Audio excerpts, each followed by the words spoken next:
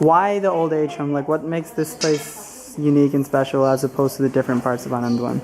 Anandavan's famous for the leprosy clinics. You have the blind school, the deaf school.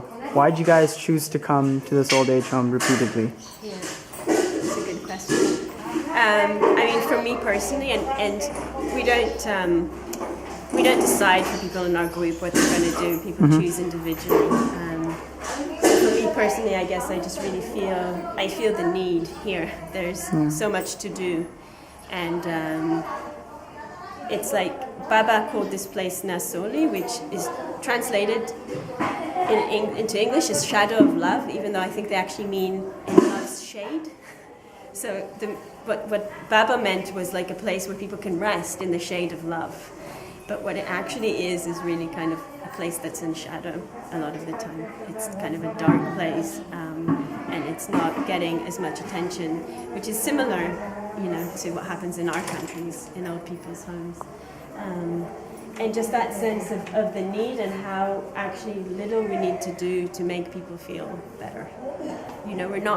We haven't changed the big picture.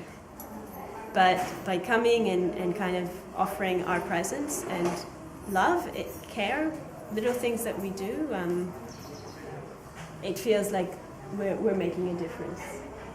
It feels like people feel loved and cared for. And, some things like the nail cutting are also significant in a practical way. As well as the oiling, it does have an impact. It does keep people's skin healthier. But it feels to me like mostly it's on a deeper level of just the well-being of kind of the soul, the well-being of people's hearts, and just seeing that and the trust that's built. That like when I'm around, people shout at each other less. Because when they start fighting, I kind of come in and I joke or I soothe or whatever, and kind of and having understanding, also for how hard people's lives are. And, the people here, many of them are old people that were brought here by their families because they developed leprosy and they have to hide them away here, otherwise they won't be able to get their children married off, and that's the reality of their lives. So it's sad, particularly in a culture like India, which is so family-oriented. Yeah. It's really sad that kind of this is what someone's life looks like at the end of it. And, coming back to, someone in our group was saying this year, I wouldn't want my grandmother to be here. I wouldn't want to be here myself. So coming back to that sense, and then from there, doing what we can. Okay, so let's go see Jouti.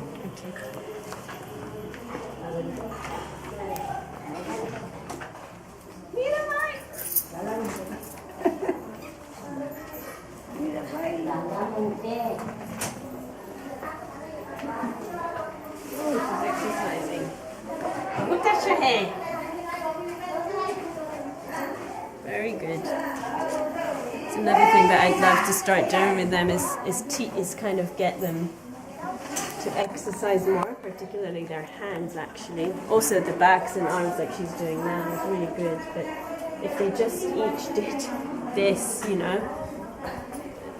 I don't know how many, but 100 times a day, it would stop the muscle deterioration and the wastage of the muscles, and it would make such a difference. Sarabhai, exercise hai. Acha hai.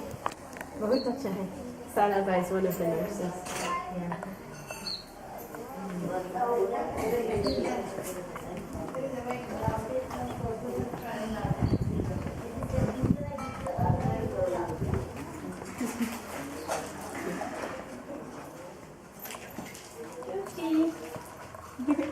Is it okay if we do a little video of you?